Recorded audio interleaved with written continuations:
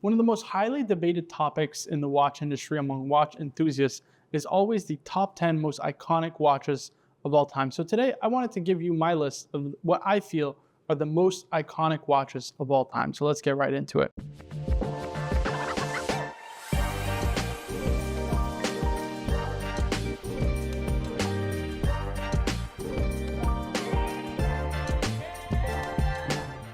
So now, of course, guys, this is purely for entertainment purposes and totally my opinion. Feel free to disagree with me. But starting with my first pick, it has to be the Rolex Submariner.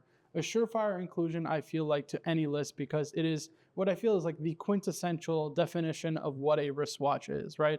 It's that perfect everyday wear, super iconic, super recognizable design, the quintessential dive watch, probably the dive watch being the most important category in all of watches. And yeah, it's just that one watch that has to make every single list because it is just that good. Now, I'm not going to wax poetic in terms of, the history or anything like that in terms of the Rolex Submariner. There's so many more qualified people out there who have spoken about, both vintage references and new references, but there's a ton of variation you can get. Aluminum bezels versus, ceramic bezels now presently in different sizes, 40 versus 41 millimeters. You can even get transitional reference where the Rolex Submariner was also a sea dweller, red line sea dweller, and Submariner. There's so many different variations, feet first, meters first. You can really make your head spin with all the variation of Submariners. But needless to say, it is one of those iconic watches that needs to make the list and certainly is a part of mine. Now, a little about the history of it. It was introduced in 1953 and is still one of Rolex's best-selling models. Arguably the first dive watch, right up there with the Blancpain 50 Fathoms.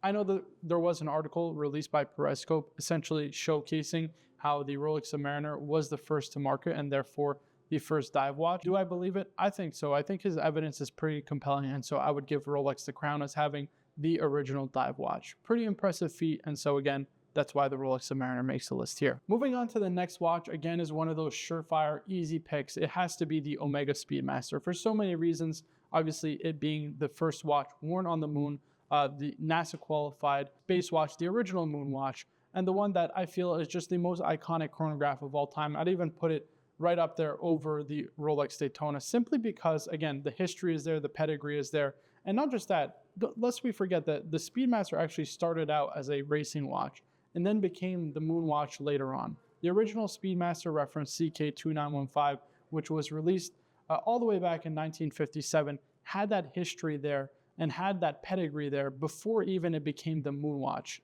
Now, of course, it evolved over time and became really iconic and has been kind of immortalized in hundreds at the very least of references by Omega now. However, I think any variation you go for, be it the classic moon watch, be it one of the racing Speedmasters, or be it any of the other variations that they've made, it's one of those timeless designs that are not only super recognizable, but it is that quintessential watch that every single person needs to experience in their collection at some point. If you haven't owned a Speedmaster, it's almost like you haven't collected watches. To me personally, you just need to own a Speedmaster in your collection. So yeah, it's definitely got to make the list here. My third pick is, I think, another surefire entrant, but personally, again, I think totally debatable. It is the Cartier Santos. There's so many reasons for it. It being the first men's wristwatch, the first pilot's watch, the first sports watch. Again, so much history there. Even in 1911, it was the first ever serially produced wristwatch to hit the market by any major watch brand. So there is so much pedigree and history there, making it special. Of course, everybody knows, or most people know, that it was created for Alberto Santos Dumont, who needed a wristwatch as opposed to a pocket watch to tell the time and measure the time while in flight. So that makes it a super iconic wristwatch as a result, the first men's wristwatch ever made. Now, I have to say that the Cartier Santos has evolved over time tremendously. The original design being what is now the Cartier Santos Dumont, but you can also get kind of the modern iterations and the modern adaptations of the Cartier Santos, which I feel are just amazing. It's a watch that I personally own in my collection, and I would say that it is one of those most iconic and recognizable designs in the watch market and has to make a top 10 most iconic watch list. Fourth pick, again, super easy entrant, has to make the list. Audemars Piguet Royal Oak, released back in 1972, the original integrated bracelet sports watch designed by Gerald Genta for Audemars Piguet overnight on a napkin, and it's just that iconic timeless design that has to make the list. I think if you don't have a Royal Oak in your list, it is definitely a miss because it is the one that inspired pretty much all other integrated bracelet sports watches after it, And not to mention, it is that watch that I feel is just so iconic, so recognizable, and is really the best integrated bracelet sports watch design in my personal opinion. So yeah, had to make my list at number 4. Number 5, most iconic watches of all time. I picked a Patek Philippe perpetual calendar. Again, this list is in no particular order, but I wanted to include a Patek Philippe perpetual calendar chronograph specifically because I feel not only do they make some of the best, if not the best, perpetual calendar chronographs, I feel their perpetual calendar chronographs are the most iconic of all time. And the reference that I went with was actually the original, the one that kind of put them on the map in terms of serial production and really in terms of modern collectability. It is the reference 1518. Now, this reference is so special for so many reasons, and it's probably not the choice that most people would go for, which is totally fair, but I'd be hard-pressed to name a more iconic perpetual calendar chronograph from Patek Philippe, other than maybe the modern kind of adaptation to it, like a 5970, for example. I simply feel a Patek Philippe perpetual calendar chronograph has to belong on that list, but it's also given the fact that the 1518 at one point actually held the record for the highest selling watch ever to hit at auction. This was for the 1518 in stainless steel with a stainless steel bracelet that sold back in 2016 for $11 million, which was just an absolutely groundbreaking result. And it's the reason that I chose that specific reference for my list. Super iconic design, super recognizable, and I feel that a Patek Philippe perpetual calendar chronograph really in any reference belongs on a most iconic watch list. Next, let's talk about a watch that defines an entire range of watches, and that is the Rolex GMT-Master II. Now, I've been on record saying that the Rolex GMT-Master II is my personal favorite line from Rolex, over a Daytona, over a Submariner, over literally any other wristwatch that they make. I feel that not only is it the most functional GMT on the market, most easy to use, but it's also the cleanest design, to the point that essentially all other GMTs kind of copy to a certain extent the design of the Rolex GMT. It's just that good, and that ultimately brands must take that influence and use it on their watches. That's just how good and how iconic a design the Rolex GMT-Master II is. Again, I think it's one of those surefire picks that belongs on any top 10 most iconic watch lists, because it has that incredible design that people have come to know and appreciate and love. And again, if I was to choose a reference, personally, I think I would just go with the modern 126710 BLRO. Modern Pepsi on Jubilee is just that iconic watch, super recognizable.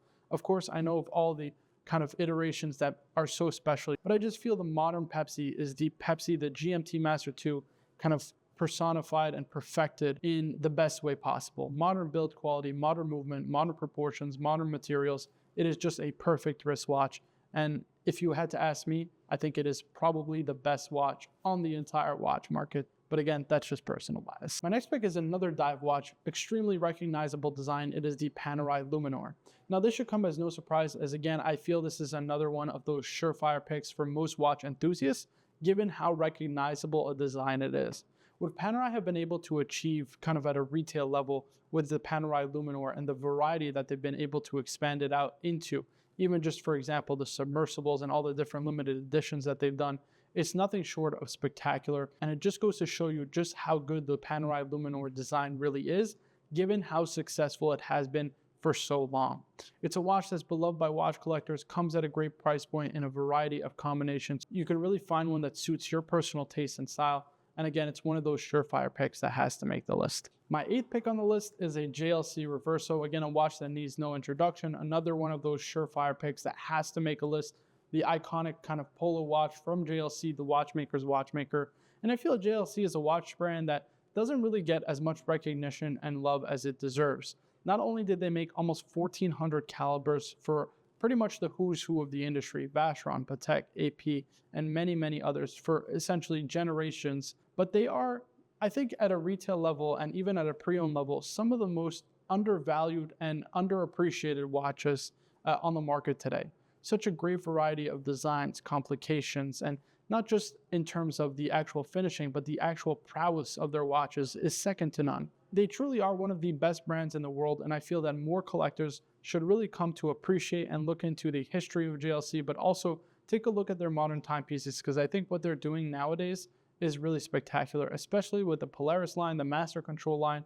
There's just so many great lines from JLC that people need to look more into and ultimately find the one that best suits them, because it is one of those brands that I feel every collector should at least try at one time or another because of the incredible value, and not just that, the incredible watchmaking inherent in JLC watches. My ninth pick is the Zenith El Primero, the first or the original Swiss automatic and high beat chronograph movement to launch to market. Now, Seiko was technically first to create an automatic chronograph movement, but Zenith was the first to market, technically speaking. And so for that, they do kind of have the crown in some people's eyes.